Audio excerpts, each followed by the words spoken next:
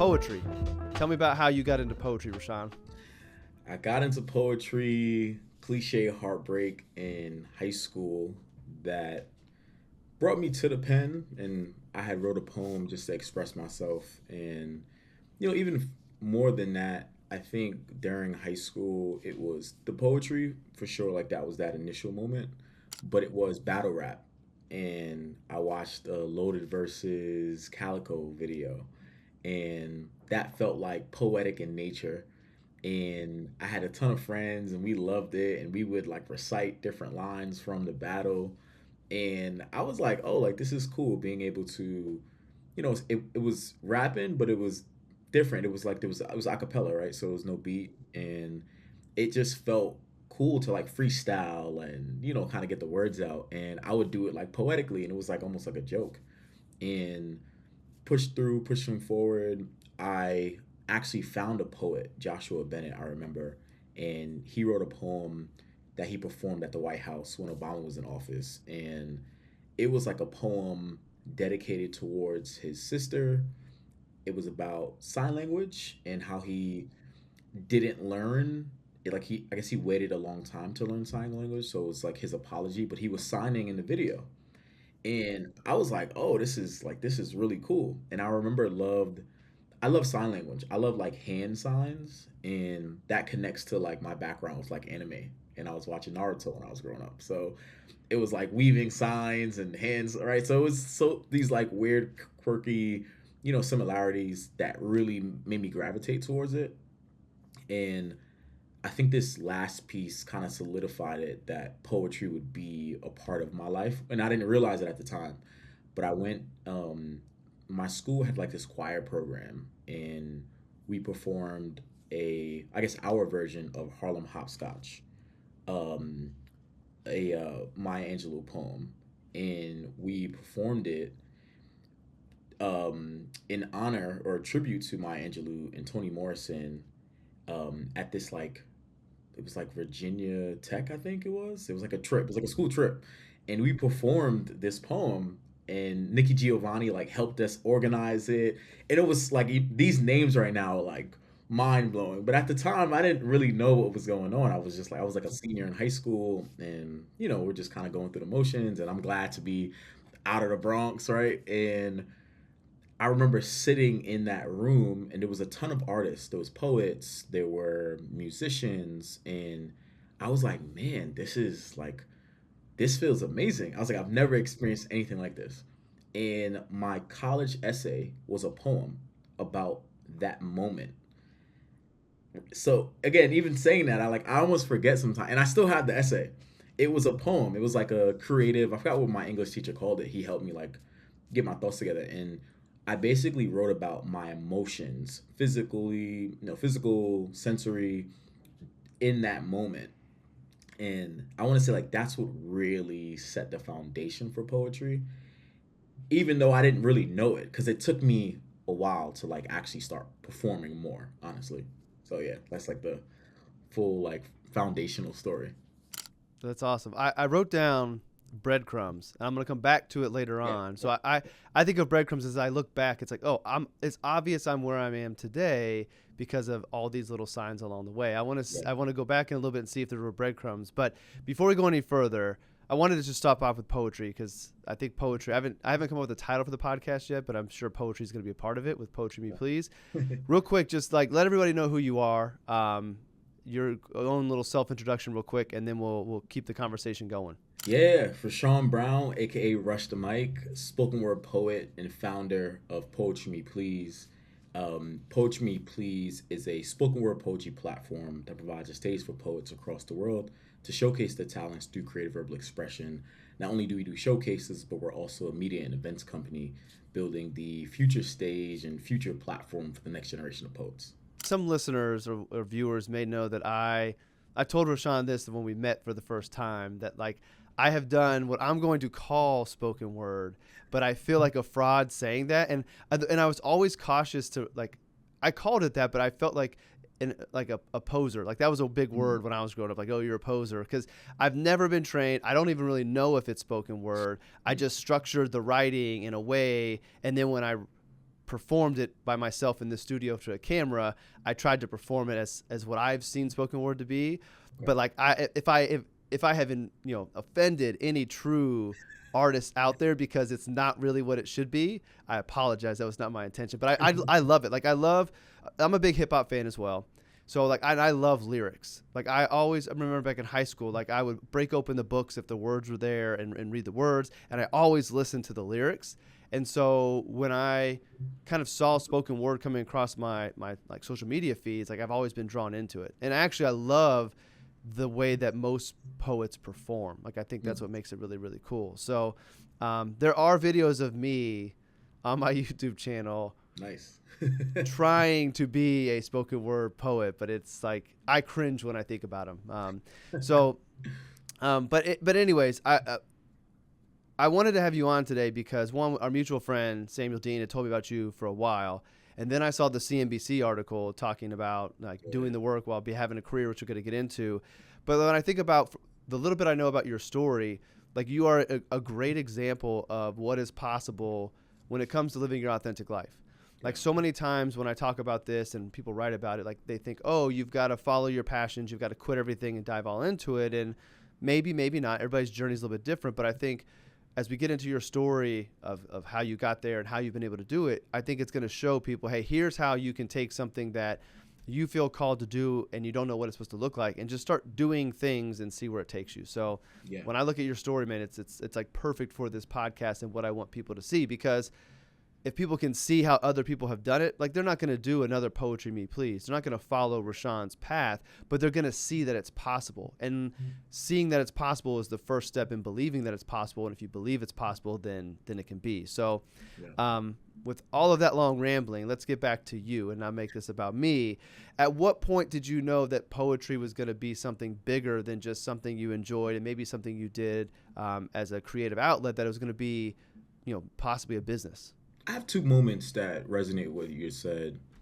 The first one was, again, I mentioned poetry in high school. I don't know, 2009, 2008, something like that, right? Or maybe earlier. No, 2007. I think I was a sophomore, junior. In college, I performed poetry here and there. I tried out for my school's poetry organization. I didn't make it, actually. I got cut. That's like my Jordan story. There you And go.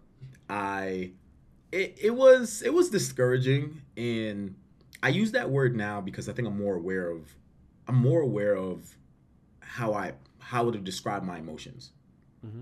So I think at the time I was discouraged, and it was sad. It was all of the things, but I don't think I expressed that or I moved that way. I was just like, all right, cool. Like I could, I'm just gonna do something else. And I ended up joining an organization, being in fraternity, having the opportunities to do things on my own.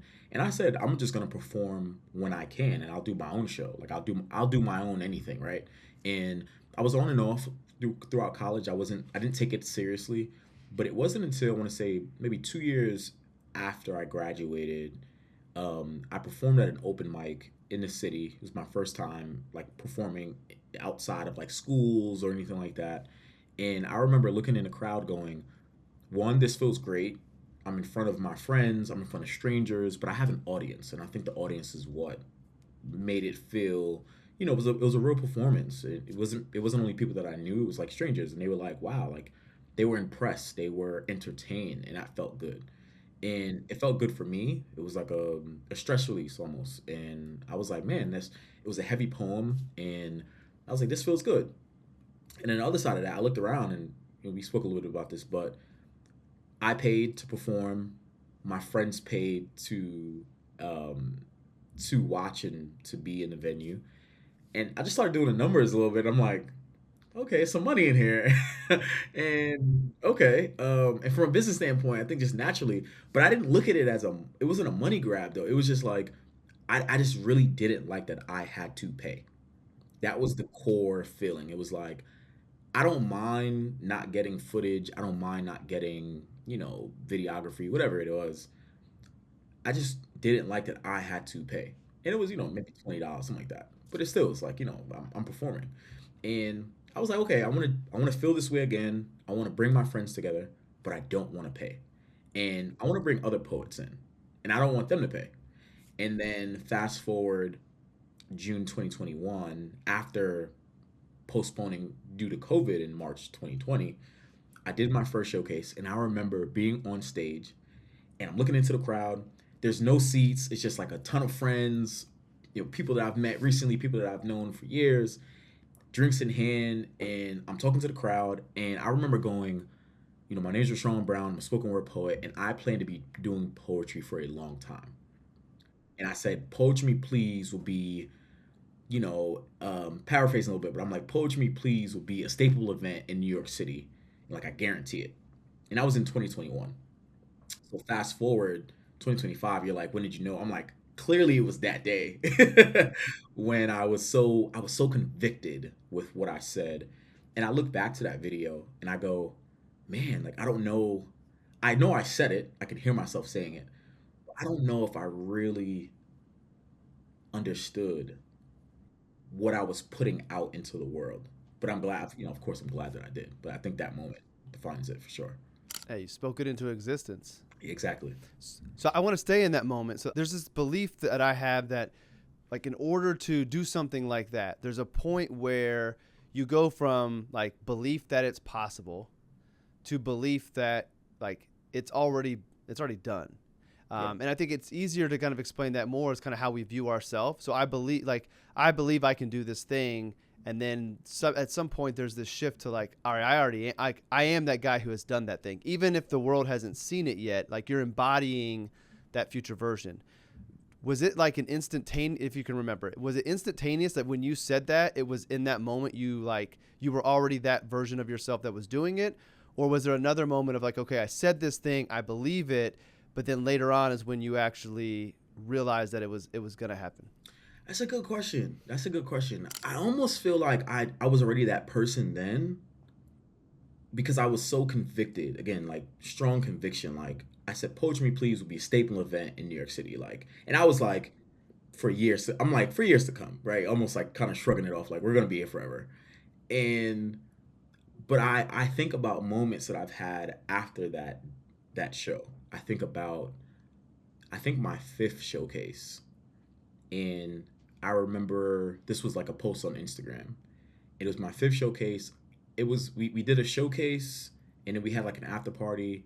And I remember getting home at like 3, 4 a.m. and I made like this video and I'm like delirious almost. And it was interesting because I don't drink. So I came home and I was like, I feel like maybe this is what it feels like if I did drink.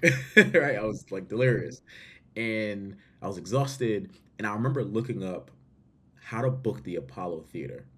Like I can't 4 a.m. I'm looking up how to book the Apollo Theater, and fast forward, I then sold out the Apollo Theater twice. So I think like that was also a moment when I was like, no, I could do this. Like I could take this, And at the time, the venue that we were in only held around. I say only held around like 500 people, whereas the Apollo holds 1,600. So I feel like there's these moments along my journey where I've settled in being more convicted and like I'm like wow, like I definitely can do this. And then I fast forward to the Apollo 2023, right? So maybe 2 years after that moment when I looked it up, and I see the room and it's packed. We sold out, and I'm looking around like what can I not do? It's that moment where I'm like I could do whatever. Like I said I was gonna do this 2 years ago. I could have did it last year, but I just so I'm feeling more confident. I'm feeling more convicted in these like micro moments. The story is so inspiring for me because I've tried to find this post this weekend. I need to find it. A year ago, there's a event center they just built in my hometown, Fisher's Event Center. Okay. And my wife and I went to go see this woman named Lindsay Sterling who plays the violin, and like amazing show. Like she dances, flies through the sky while she's playing the violin. Like it's really entertaining. Okay. That's nice. And super impressive. Like no one else, like she created this thing that no one else was doing. But I told myself that in 5 years, so now it's 4, and I've made no progress. In 5 years, I want to hold a Keep Pursuing, which is the events that I kind of do, the speaking engagements. I want to hold a Keep Pursuing event in Fisher's Event Center where there will be like DJs when you come in, there will be art, there will be spoken word will be done. I will give a talk. There'll be a fireside chat. Like I had this whole vision for this event. And hearing you sell out the Apollo twice. Like it is possible. And I came into this year saying I was going to do 1 talk a month to try to move towards it. Okay. And I quit 6 months in. I did 6 talks and I quit. Oh, okay. Because I found myself losing excitement, which I think the loss of excitement was impacting my performances. Yeah. But also my very last talk, it was my mom, my dad, my wife, and 2 of my boys. That was it. Like I was ready to be like, let's just go to dinner and have a family dinner, except Morgan, my videographer, was there. And I was like, well, Morgan came, so I can't bail on her. So yeah. I feel like I kind of gave up on that vision a little bit, but hearing your story and that just inspires me to keep that vision. And you never know, you know? Yep. And there's a podcast host named Chris Williamson. He has the Modern Wisdom podcast, and he's been doing a talk the last 2 years going around selling out different venues, and he's got a buddy of his that plays music beforehand. So like I've been watching vlogs of that. You tell this story. It's kind of like, okay, that goal of 4 years is still there. Yeah. And 4 years is probably more than enough time because you did it in 2. Done it in 1. Sure, yeah. So I wanted to share just the inspiration that like I want this story to inspire listeners, but like you're inspiring me to keep this vision that I have. I want to go back to something though, and I'm gonna be stubborn. I want to stay here on this conviction. Like, how did you get this conviction? Because that is going to be the key, that belief in yourself, almost that like ignorant belief in yourself that you're going to succeed when maybe you shouldn't, is what you need to be able to do these things. It's what you need to be able to speak things into existence. So from somebody who started getting introduced to poetry in college, doing it some, liking it, appreciating it, how did you get the conviction to know that you were going to do these things? Yeah, I saw something recently that it was like in like people that are great or that achieve great things had to have been a little bit like crazy or arrogant to put yourself, because you kind of have to see it before you do it sometimes, right? You kind of got to know that it's even possible, especially when, you know, if you, depending on who you talk to, they may be like that isn't me, like you're not gonna be able to do that, or you know. And I'm like, you ask like, how was I so convicted? And I'm like, sometimes like I don't know, I just feel like I get like this idea, and then I'm like, well, I'm gonna do it because I truly really believe that I can. And I think that I've been blessed. I am privileged because I've never had anyone legit look at me and say like, oh, you can't do that. And I remember saying that in my 1 year anniversary for Poetry Me Please. I did a documentary. It was like a short film. And I remember I was driving to the venue and I was like, yo, no one has ever told me like, Rashan, you can't do that. From even when I was younger, like I've never had that, you know, negative influence of like, no, that's too much for you. Like, no, you can't do it. So I don't have this like, you know, this battle story of like, I had to prove people wrong and, you know, I gotta overcome. Like I've had to overcome some things, but I don't know. Maybe I think it's the love. I think it's the support. I think because I've been poured into, you know, my life by mentors, my family, my friends, people have always said like, if Rashan said it, then it's already true. Like he, you know, he's so passionate. He's so this. And I think this the passion. I think I have a lot of passion for the things that I say that I'm going to do or that come into my mind. So when I'm sitting here going, oh yeah, like I'm going to sell out the Apollo Theater, I'm kind of like, it's already done. We just got to get there. You know, like the time has to, you know, pass. And I think it's a little bit of that. It's that like passion that I have that I like put forward with helps me be convicted, because I'll kind of maybe look at it logistically too. You know, I only have to like 3x what I'm already doing. How do I do that? I do more shows, increase the marketing budget, right? That kind of maybe like a logistic standpoint, financial business like mentality towards it that I think all contribute to the conviction. I love how you use the word passion, because that's a really important word to me. Like I follow my passions, or I follow interests, and sometimes they turn into passions. And I think that passions are our guides. Yeah. And I wonder if part of the reason you always have success and you have this conviction is you're following those passions. And my belief is those passions are kind of placed into us by the divine. Whether you want to say God or the universe or your creator, whatever you have, whatever your belief is. But I think those passions are placed in us, and when we follow them, like good things happen. Mm-hmm. And that conviction may come from like, I know this is something I'm supposed to do. It's not something that I want to do or I think is cool. Like there's Yeah. something about this idea that's different than the other idea I had. And Hmm. when I feel this, then I know it's done. Like, Yeah. um, I so like that. I think that might be a little bit of what's going. And then as far as like people not telling you can't do it, once you have a reputation of like what Rashan says he's going to do, he does. Like then people Yeah. are like, all right, it's done. He's going to do it. No, I 1,000% agree. I think, that like passion from God, and I'm always like, by the grace of God, like I am blessed, and it having that, having those feelings, and to say, I wake up and I'm like, what am I going to do today? I'm like, I have to do this. Why? Because I am passionate about it, but it feels like that is my purpose. I was called to do that, and I have that feeling even from the first showcase till now. All right, this might be hard, but again, I want people to feel and understand what you Yeah, and I yeah, have let's felt, do it. Rashan. Yeah, Like yeah. that. Do you like? How do you describe that feeling?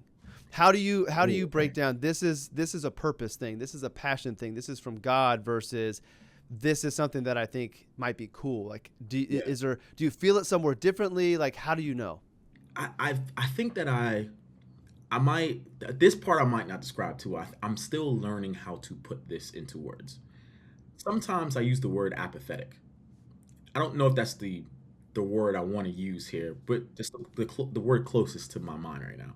And I think that I live life, pretty apathetically. And I take the motions. I'm pretty like stoic. I'm like my baseline is pretty consistent.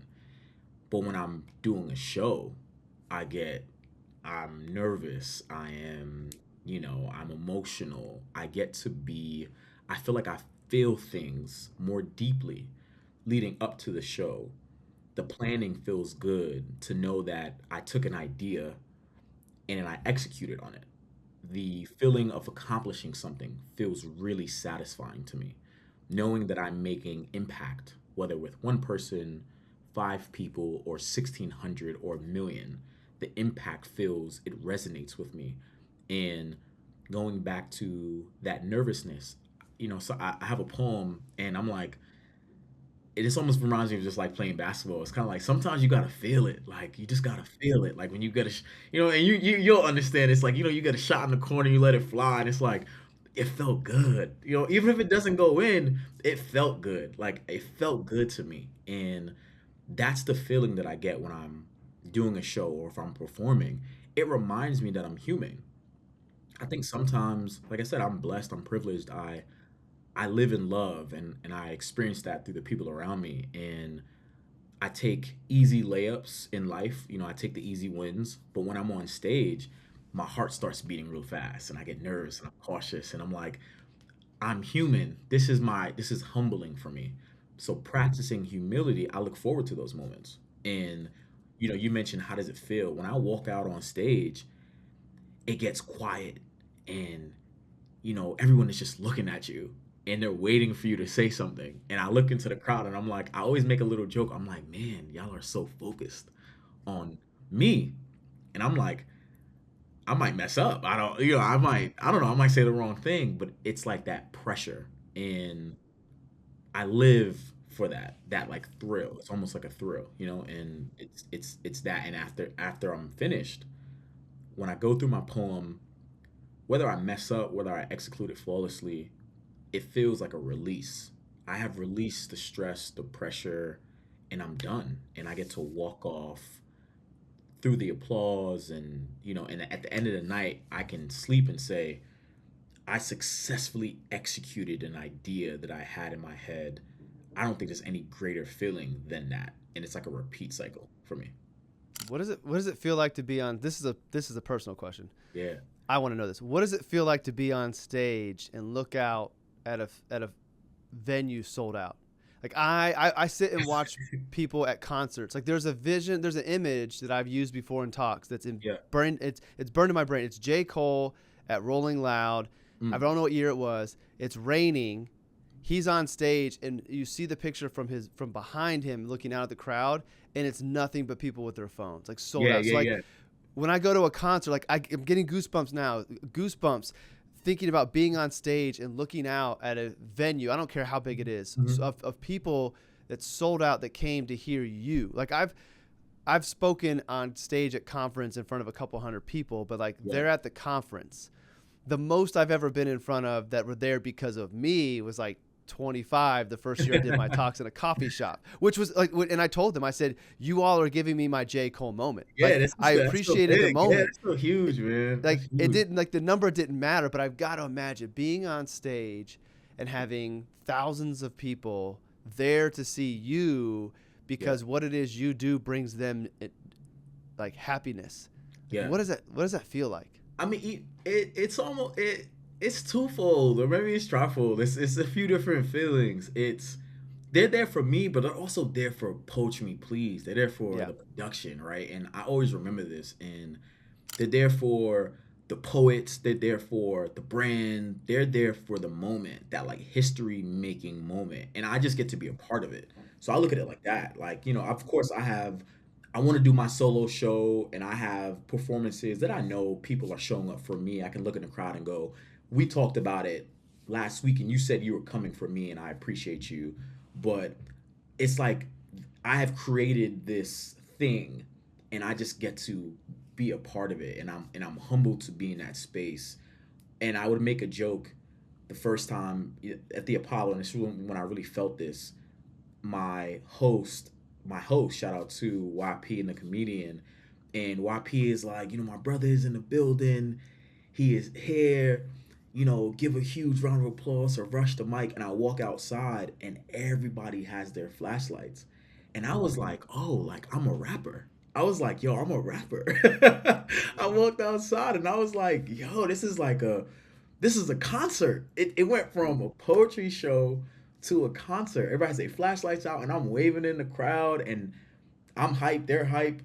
And now again, I'm blessed to say this, I've had 3 of those moments now where flashlights are out and this. And my most recent moment, when you ask me that question, I get to say, I am a performer. I am a professional. I'm walking out and I am being received in the best way possible, flashlights out. Unheard of, a little bit in the poetry world. And I think that's the, like, merging those two of like this rapper, singer, concert, but it's still a poetry show. Because then at some point the flashlights come out, come down, and then I get to perform and people are then, in the piece with me. So it's almost like taking these two worlds, the battle rap, the rap, you mentioned J. Cole, right? I've seen him at Dreamville and like me, so that those moments of like, I've only seen this with the cream of the crop rappers, the J. Coles, the Drakes, the Lil Waynes, the Jay-Z's, and now I get to like experience that moment too. So now I'm kind of like, I can share this with J. Cole, right? But I'm more sure, so it's like that moment. That's how it feels for me. Yeah, that's how it feels. What's going to be a really cool moment, I'm going to speak this into existence for you, is when J. Cole rolls up to a poetry meeting. Please, he just strolls around New York on the bike. He's going to ride up on his bike and just nonchalantly go in. Pull up. Yep. I like that. That's awesome. I want to transition into kind of like a little bit of logistics. So again, I want people to see how can you do this. But before we do that, I jotted down 5 things I just wanted to highlight from what I heard from you that I think are important takeaways. Number 1, conviction. Yeah. And I think that my advice would be twofold. 1, having the belief in yourself, but following the things you're convicted in. Right. Like if you don't have a conviction of something, that doesn't mean don't go down that path, but I would be seeking what are the things I just naturally am convicted about, and I would pursue those things. Mm-hmm. So conviction being very, very important. The people around you, you said that you've had people pour into you. We're the average of the 5 people we surround ourselves with. And like when we're younger, maybe we don't have a lot of control about that. But as we get older, we control who's around us. So surrounding yourself with people who are going to support you, believe in you, and pour into you so you can go pursue these passions that you have, which the 3rd one is passion. Find the passions, follow the passions. You don't have to jump head first into the passion, meaning you don't have to give up your career to go do poetry without any resources, but just follow the passions and see where they go. Because in a moment, Rashan's going to talk about, okay, how did he do this? Because I hope by now you realize that like Poetry Me Please is not his career right now. That's something he's doing in addition to working a traditional job. Feeling, just feeling the emotions, feeling how you're receiving things, and paying attention to those feelings. That kind of connects to passion and conviction. But as I heard you talk about how you were feeling and receiving those, I thought that was really important. And then I love how you just very quickly mentioned this, but that you live in love. Yeah. And I think that living in love allows you to attract people who are going to pour into you to help out all these Absolutely. other Yeah, that's a things. good point. So those are five things. I don't know if there's anything that you want to like elaborate on those five things I brought up. Uh, I, I would say a sixth one is like practice humility, Okay. and Ooh, I almost put down humility because you mentioned that a yeah, couple it's times. that's a big one for me. Mm-hmm. It's almost like how I balance myself, because having success, and I talk about this with my friends, it's very easy to be arrogant, overly confident, egotistical when you are reaching the heights and the consecutive love that I get. And I this is something that I've been working on really intentionally the last few years, is when I get complimented, or like when people pour into me. I wrote a poem. It's like passing the complimentary bomb. I'm playing hot potato with it, and somebody comes in and says like, "Oh, like you're doing amazing things," and I'm like, "Nah, you doing amazing things. Like I'm learning from you." And it's like passing this bomb. It's like it's a bomb, and I'm playing hot potato with it. And now when people are like, "I'm so proud of you," I stop and I try to count to five just to receive it, to fully receive that and go, thank you. Like, I really appreciate that. And when I mention like the practice humility, it's like, because I see it and I almost feel it sometimes, where it's like I wake up and I can go, if I go somewhere, somebody's like, yo, congrats, you do such amazing things. And I can walk out of there like, yeah, I'm really the man. Like, I'm doing great things. But I think to maintain what I'm doing and never to like lose sense of self, I always try to live in that. And again, you mentioned it's like people are in the crowd for me. I'm like, nah, they're in the crowd for the moment. I'm just a part of the moment, and I have to remind myself of those things, because I want to make sure that I'm, you know, living and accepting the flowers, but also recognizing that others need their flowers, and always try to play that balance. So for me, like that six would be like humility for sure. That's a great addition because there's a fine line between confident and arrogant. Yeah. And like the thing that keeps you on the confident side versus the arrogant side, I think, is humility. And I think something that you said is really important, that the hot potato of Yeah. the appreciation. If we don't accept somebody's kind words, like we're actually robbing them Yeah. of Okay. of the ability to give somebody else their flowers. Like Yeah. That's a good they're point. not telling you you're doing a good job to make themselves feel good, but there is kind of a like when you do something kind for somebody else, there's a benefit for you as well. Yeah. And so there's a book called Go Giver by Bob Berg. It's a short little book, Okay. and obviously Check it that talks out. about being a giver, acting of being a servant. But one of the characteristics of a go giver is being able to receive, because if Okay. you don't receive, then you are robbing somebody from the ability of giving as well. And I think Right. we all feel uncomfortable when we get a compliment. And just I love the idea of counting to five, sitting in the moment with it, and then Yeah. responding with a thank you. And then if after the thank you you want to kind of return the flowers Yeah. as In well, go return, ahead and it's a do little it. different. But it's But immediate. yeah, It's almost immediate sometimes, where somebody's like, "Oh, mm-hmm, yo, I'm so," like, nah, you don't even let them finish, right? So I've been trying yep, to practice that more often. Yeah. yeah. All right, so I want to read something real quick, and then we'll go into kind of like a little bit more infrastructure. Yeah. So this is actually on the back side of this hoodie that I have, but I Okay. love this. And I just want everybody to kind of get a feel for this is Rush the Mic. This is not Rashan. This is Rush Yeah. the Yeah. Mic. Yeah. So I want Okay. everybody to get a feel for this. So this is a poem called Depressed Diamond. I was never strong enough to live this life, so I should refrain from uttering. I was built for this pressure. In the future, I'll read this note knowing, like a hidden gem buried dark in its cave, my corner was empty for all those years. I was foolish to believe I could end this sadistic thoughts on my own. The spirits in the room will remain still because I am nothing. Not even you can convince me that this life was truly meant for me. And then at the end of it, now read from bottom to top. And this is what is like, this is why I love art. Like this is so dope. So I read that, right? So now I'm reading from bottom to top. This is like Kendrick's Damn album. This life was truly meant for me. Not even you can convince me that I am nothing. The spirits in the room will remain still because I could end this sadistic's thoughts on my own. I was foolish to believe my corner was empty for all those years, like a hidden gem buried dark in its cave. In the future, I'll read this note knowing I was built for this pressure. So I should refrain from uttering I was never strong enough to live this life. Like, I see that and I read that and I'm just like, how? How do you tell two different stories with the same sentences, top Yeah. to bottom, bottom to top? Like, that is the ultimate creativity and Mm. is so awesome. And I wanted to read that because when I saw it Thank, on the back of this hoodie, I was just like, that's so awesome. So awesome. And I thank. love that you wrote it from, if we're going to use like judgments, I love that you wrote it from negative to positive and then positive to Yeah. negative. Okay. Because I think for many people, the default is the top to bottom. Yeah.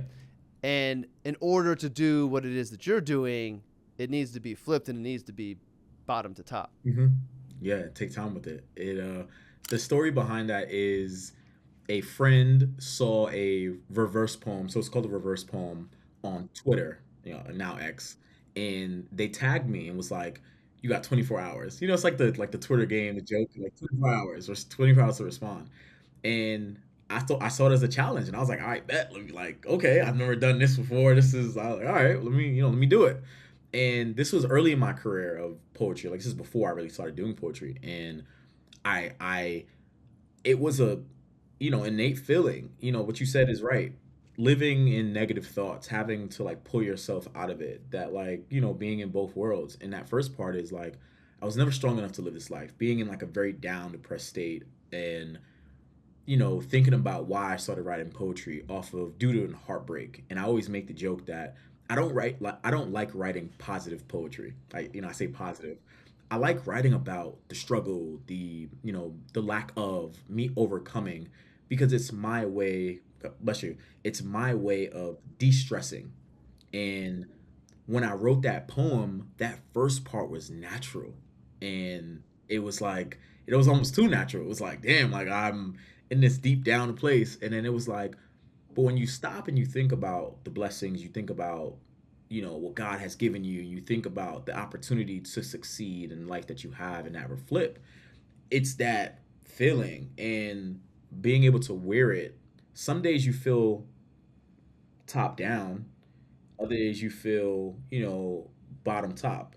And you kind of go through those motions. So it just depends on what how you're feeling. You could read it. So that was like the story, the feeling, and like how he came to be. And people resonated with it. Like a lot of people resonated with that poem. I shook my head at you when you were saying you wrote that early when you were doing poetry. Yeah. Like, how does somebody just getting started write something like, Right, like hey, that, that right? good, but then to be able to do a reverse poem, like that seems like that's like graduate level poetry, Right, yeah. not No, I not mean, freshman year. I don't, it's funny. I say that I almost am jealous of my younger, like early self. Mm. I feel like I wrote way more. There was less pressure. It was more for me. And now that I am older, more experienced, I now like writing for others. So I like to do commission pieces. I really enjoy it. I I was I had an opportunity to write for Safe Horizon, which is they're the largest domestic violence organization in the world, and it was for like their anniversary gala, fundraising gala, and I wrote this poem called "The Things We Carry." It was a project that they were working on, and it was about survivors keeping on to trinkets, small items in their moments of attack. And I worked with these artists to, there was like a studio portion of it, and then I was like the poem of it. And I wrote this poem, and I remember when I performed it, I like walked through the crowd, and when I got to the stage, the survivors were at a table, and they were like crying, I'm talking like bawling, and I was almost frightened, and I was like, wow, like I was almost like I didn't mean for you to relive this experience, and at the end they were like, no, like you told our story, like thank you. And I was like, man, poetry is deep. I'm like, I've never met these people before, but I've heard stories and I've heard and I got to see and I listened to music and I came up with this, with this 4-minute poem. And they were like, thank you for sharing our story. This feels good for me. So now when I look again, I do that for myself, but then I get to do it for other people. It's a completely different feel. So I don't think that I was gonna be able to do that when I first started, versus now I'm kind of like, but that creativity of just like being challenged to do something. So I kind of go back and forth with like earlier writing versus like me writing now. All right, well, let's talk about how you're making all this work. So I mentioned like Poetry Me Please is a legit business, Yeah. doing numbers, selling out places, going outside of New York as well. So like this could be a full-time job, yet it is something you're doing in addition to having a career. So what I'm curious to kind of share with everybody and learn more about is, how did you first start it? Like, so you've got a career, you've got this idea, you see the opportunity, you want to start doing it. So how did you begin this process? And then let's just work our way up to how are you managing a career and a second career? When I graduated college, I became a teacher. So I taught 4 years. I was a STEM educator, eighth grade science. And towards the end of my teaching career, I realized that I was spending a lot of time as a teacher, as an educator. So I was waking up early, I was lesson planning, I was grading, I was talking to parents, the whole nine. And as I transitioned into product management, what I do now, my first job was a remote gig. And I was I had that time. So it was a little bit of like COVID. So COVID towards the end of my teaching career, where then we went from being in a classroom 5 days a week to now being home, and then I had my summers off. So I got more into that poetry world, and I started writing more, right? Because I had time.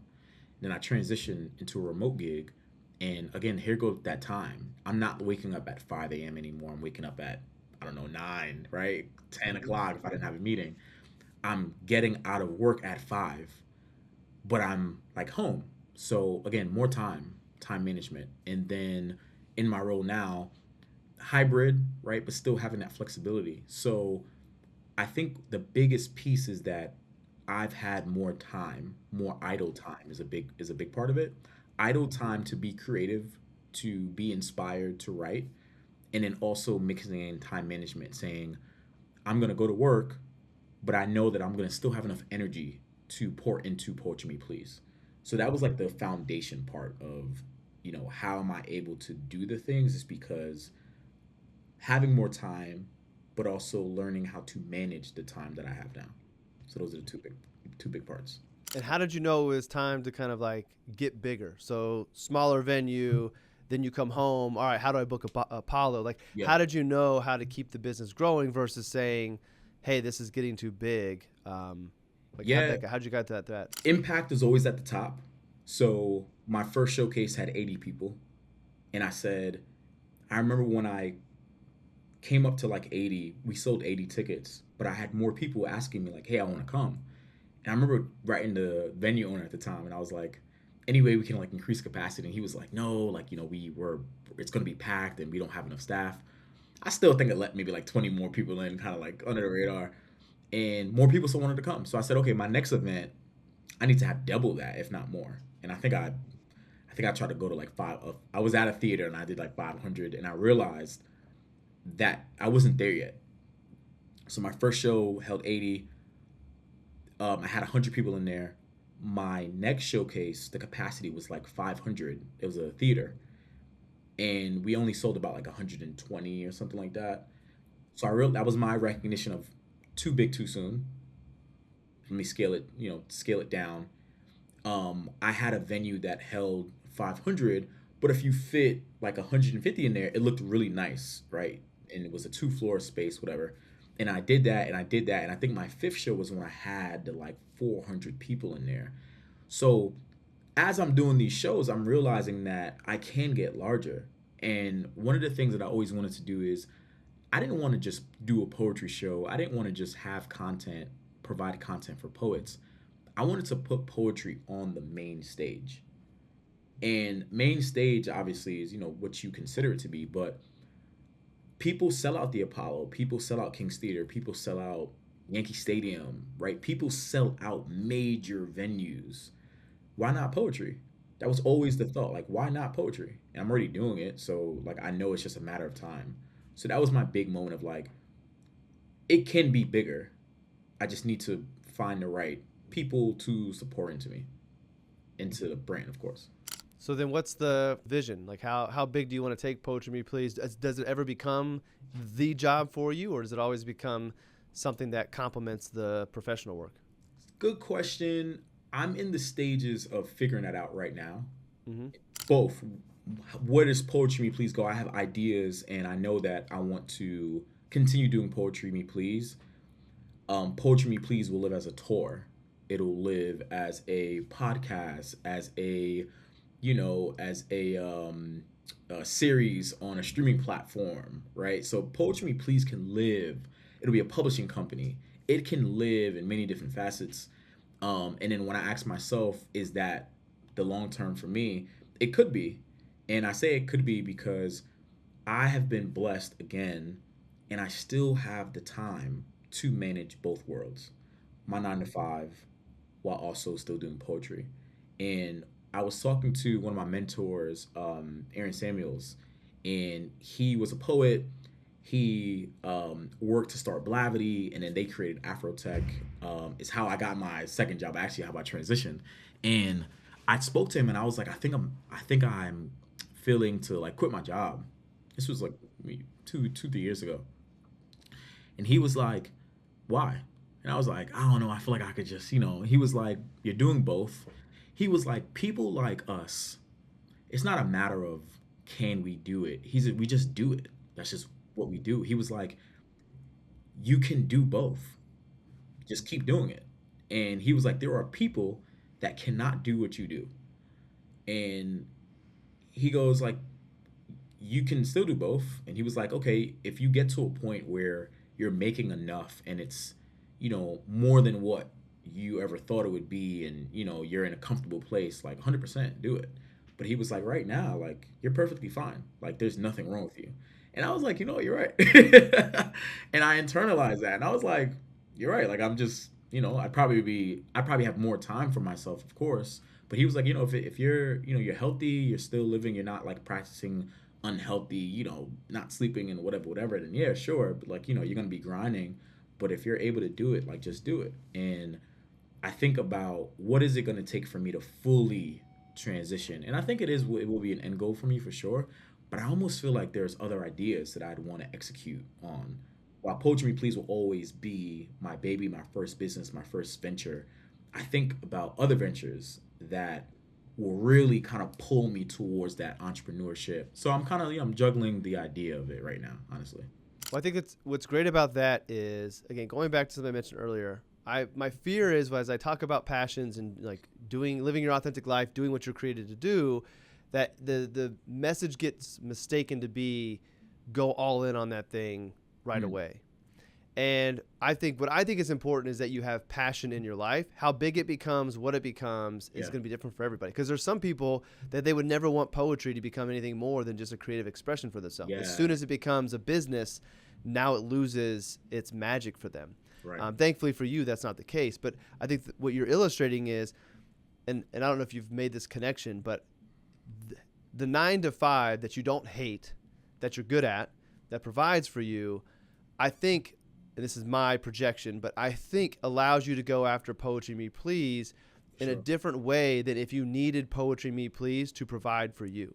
Like you Yes. can go at this creative venture with a little bit more, with less stress, because yes, you need it to cover your expenses, you need it to make some money, you need it to be profitable, but you don't need it to provide for your family. So if you have Correct. an event that doesn't go, then you're still okay. And I think that sometimes when we need our passion to provide, Yeah. it changes the way we approach it. It interrupts our creativity. And I never thought about that till I have a coach.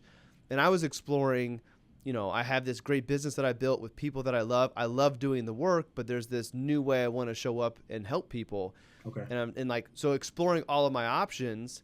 Do I sell my business? Which, if for Mm. any clients listening, no, that's not on the table and that's not a part of it. And I had an intuitive reading that said RLS Wealth is meant to be a part of it for the long term. So I'm Nice. not going to sell my business. But what my coach said that really resonated with me was that the moment I sell my business, all of the creative work that I do, I'm going to look at it differently. Because Mm. yes, I'd have a check. I'd have a nice sum of money in the bank, but I'm going to be seeing that go down because I have to live off of it.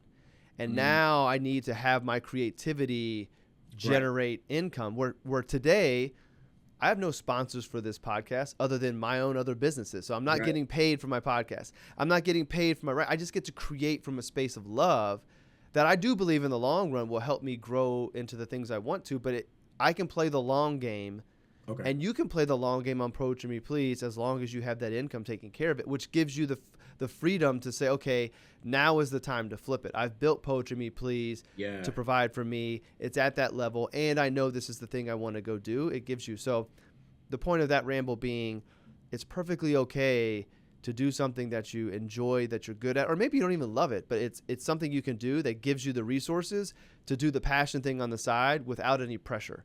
And I Yeah. think that without the pressure, it has an opportunity to grow in a really cool way. I like that, and it actually kind of makes me realize it too. And it's funny that I don't lead with that, and it's almost like this is that moment of like kind of like recognizing my privilege is what you said. It's like if I needed Poetry Me Please to survive, it would look extremely different. And this is maybe like me talking to the artist. I'm like, it's not it's not as sustainable as people think it is. This is when I get into, maybe I should have led with this is poetry is not sustainable in its current state. The showcases aren't sustainable. The ability to make money off of poetry, to have a livable wage, is we're just not there yet. And I think the art has developed and the art has expanded over the years, but the financial opportunity have not. The ratios are not what people think they are. And what I mean specifically is you can't be a full-time poet right now. Even the greatest poets that we know of, they're doing voiceovers, they're in they might have their own side businesses, they're writing books, they're doing a ton of things. You cannot just live as a poet currently. And if you can, it's like a very small percentage. Like there's so many poets in the world. Again, the it's so competitive. So a part of what Poetry Me Please is doing, we're changing the narrative. We're showing people why it's important. When we go from we went from 4 shows in 2021 to I don't know 6 shows in 2022. Now 2024 and on, we're doing one showcase a month. That's 12 showcase for the year at minimum, and then we have a large scale showcase at the end of the year that holds 1,500, 1,600, close to 2,000. Breadcrumbs, almost going like what you said. Like I'm kind of laying the foundation, and it's a part of the work. It's a part of what Poetry Me Please is here to do. And what I've been telling people is two things. The first part is I tell people at any banquet or any formal event, you should have a poet opening up the night. That is like it should be a simple duh. Like duh. In the same way, like when you do an event, you need a DJ. You always need music. Like that's like a no-brainer. It should be the same with a poet. Why? Because you can have them write something specific for the night, or they can perform a poem that's on theme, and it works perfectly. The second thing is teaching people, kind of going back to this, that poetry needs to be on that main stage, right? So bringing appreciation back to poetry, because when you go there, you find a safe space, you get to be entertained in a way that is not the typical. It's not an opera, it's not a Broadway, it's not a party, but you almost get little bits and pieces of all of those. And then for our monthly showcases, it's a seated dinner. So you're coming in, you're getting drinks, you're getting food, you're getting entertained. You might get a musician, you'll get host, you'll get a DJ. You get everything all in one. It's a one-stop shop for entertainment. So I'm still doing that now because anytime we do a show, about like 50% of the guests in the room have never been to a poetry show. And that's a hard stat that tells me people are still getting familiar with what we're doing, why poetry is important. So all those things are important. And If it was different, then I would be able to. But right now, I just don't feel like it's sustainable in its current state. I love how you said starting off an event, a banquet or whatever with a poet, because part of the reason I started writing the poetry was that was what I was using as like, here's my agenda for tonight's talk. So I Nice. would start my talks off with a poem that outlined here's where we're going in tonight's talk, and that's what it was. So I would write my talk, and then I would turn my talk into a poem. Okay. So it's kind of cool to hear you say that. Yeah, That was like yes. the way I was You get looking it. at it. So breadcrumbs. You mentioned breadcrumbs. As you look back over the journey, going high school or wherever, Yeah. aside from like the breakup that led to the poetry, like thinking of Poetry Me Please, are there breadcrumbs that you can look back on and be like, yeah, this is. There's no surprise. This is where I am today when I look backwards. The Maya Angelou, Toni Morrison, Nikki Giovanni, those three names, I didn't know I didn't know where I was. Nikki Giovanni coaching us and telling us, no, say it like this. You should look like this when you do it. And then having the opportunity to then perform it in front of Maya Angelou is like mind blowing as an adult now. That's number one. The second part is crying on stage. It was such a big moment for me in my first showcase. I'm not a big crier. I think life has shaped it so that one, it wasn't like a thing that I did growing up, right? It was always like, don't cry, be a man, right? That like mentality. And then as you get older, I am crying in front of strangers. Like that in itself is like mind blowing, right? The fact that I can do something to make me so emotional. I've only felt like that playing sports.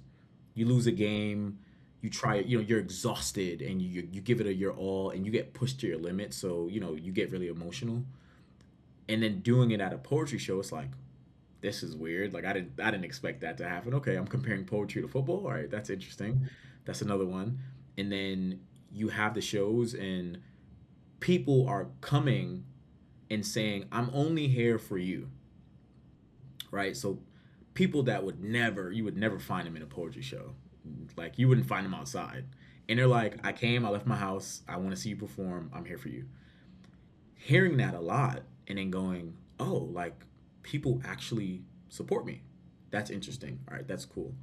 Then you get the Apollo. I've performed at the White House. I've performed for the Cleveland Browns. I wrote a poem honoring Jim Brown in their season opener. And I'm looking around, it's a stadium full of 68,000 people. And I look around and I go, wow, like this is amazing.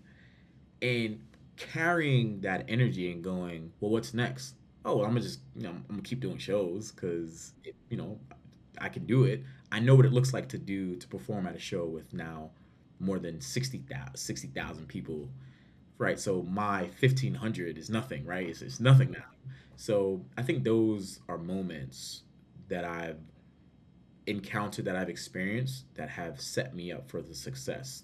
To see it, to believe it, and obviously then to experience it, it gives me that conviction that I need. That's crazy. The Browns, that's so awesome. I can't Yeah, yeah. imagine what that was like. If you get the little nerves on regular stage, like Oh, that reminder that you're absolutely. human, like I can't imagine what that would be like. Absolutely. It was so I kept it was the feedback messed me up. Well, two Mm. things. And this is true to I think this is a good piece of the only rule that I have with Poetry Me Please for poets is that they have to have their poems memorized. And we do open mics so you can read from your phone. We switch it up. But for our main showcases and slams, we do memorization only. Because I feel personally, and this is like Rashan Brown, I feel that you can be more passionate with your poems. And when you're prepared more, you're less nervous. You're less like, you're set in. With the Cleveland Browns performance, they reached out a little bit late and I didn't get a chance to memorize my poem. It was three poems actually. It was a three-part poem, and I did it over music, and it was a band, and it was a whole production, and I had to read from an iPad. And you would think the words are in front of you. No, no mess up. I messed up like four times. It was the feedback from the stadium, and that was new to me, right? Because I'm used to just performing a cappella and then in a mic, but like because of this, because of the space you speak, and then you get that like feedback. And I like had the earpiece, and I wasn't used to that. And I performed, I did the rehearsal, but it just didn't work out the way that I thought it would. And so many people, and I'm trying to read, I'm trying to look up, I'm trying to project, I'm trying to be a poet. And I realized that as I got to the second and third part of the poem that I didn't have memorized, I started to mess up. And when you talk about that, like passion, you talk about the feelings, I didn't feel as comfortable because I didn't have it memorized. And I carry that. And that's like my proof. Like I know when you have something memorized, you're much more comfortable. You're able to really execute it in the ways that you want. So like that was like another moment that kind of, it made me feel good about something that I put into motion, like my belief around like memorization. I mean, that makes sense. If I'm holding an iPad and I'm reading it, like, you can't read and be like in Yeah, it that's at the it. same It's time. hard. Yeah, it was difficult. Yeah. Well, any kind of final thoughts of wisdom that you want to share with anybody who has a little bit of a Rashan Brown, and then that they have something they want to go do, and they're building up the conviction. Like, any words of advice, any closing thoughts? I would say surround yourself with people that believe in you. And I'll leave with this story. King's Theater, the showcase, a most recent showcase, November 29th, there was a lot of ups and downs along the way. And I remember there was a moment when I looked at my sister and I was like, I don't know, I think I got to cancel the show. And she looked at me and was like, absolutely not. She was like, no. And I had some valid points of why I could have canceled. Like it was some valid points. And she was like, no. She was so disgusted with it.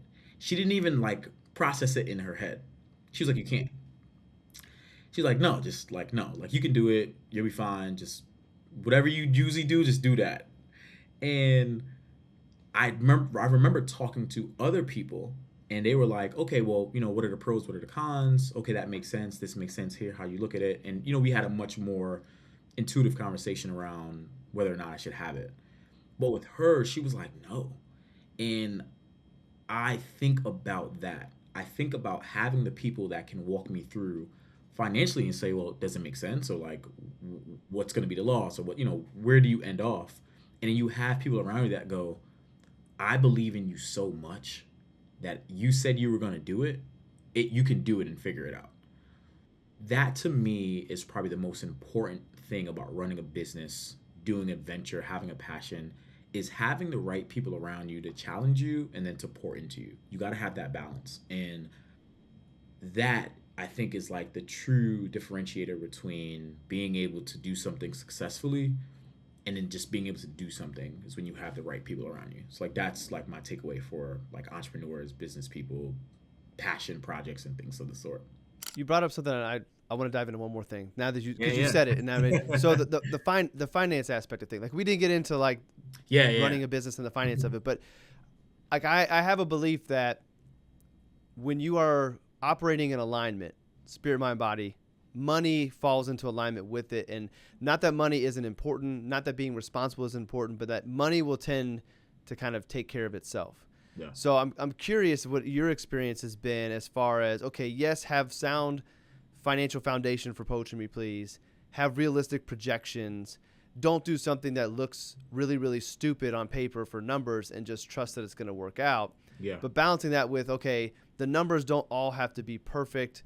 Maybe it looks like we might have a loss, but I really feel convicted in doing it and that everything works out. So my question to you is, has your experience been with some good foundational planning combined with the conviction and the belief, have things continued to just kind of work themselves out even when you go into it not knowing how?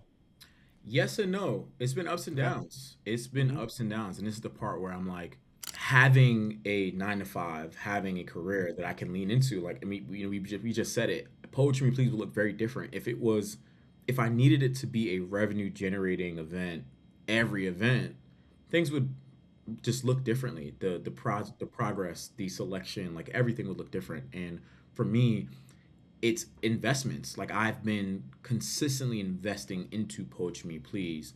We do a show, there's profit. We do another show, there's a loss, right? So it's ups and downs. It's balancing. It's being able to have the income and I think the capital to say, okay, I'm going to invest in this because I believe in it, and if it's a loss, being able to recognize that a loss is just a lesson and how to then flip that for 2026. So for me it's been, like I said, it's ups and downs. Like there's some days where again there's profit, and then there's other days where it's like, okay, well, that was a loss, and we didn't hit our mark, we didn't sell enough tickets, we didn't get enough sponsors, right? We didn't move this the way that we did. We over budgeted with marketing, we over budgeted with talent, this, that, right? So from a business standpoint, when I go back to like it's not sustainable yet, it's because I'm 4 years in and some change. And while things will always look right, things will always shine in gold and glitter, right? We know that, like, they'll always do the thing, and marketing's important and PR and all those things. But when you get to the financial, the statements, the P&Ls, right? You get to see like, oh, okay, like he's still building. Like this is still in a building stage. So that's always going to be a part of it. But I've seen things work out because you and I can now have a conversation, and I'm going, well, King's Theater didn't do the numbers that I thought it would, but that feeling was golden, right? That it showed me how to prepare for 2026, and we had some really great moments. And if I show the video, you're like, oh, this looked amazing, right? So there's always the like pros and cons of of these events and with the business. I'm glad I asked that. I'm glad that you were honest and shared that, because I think one of the things that you said that is really important is like two things. One, you're investing in Poetry Me Please. Yeah. So like you're seeing the bigger picture, the longer game, that okay, yes, Kings didn't do what you wanted to, but it's an important part of the journey of Poetry Me Please and an important part of the future. Mm-hmm. The other thing being the learning in it.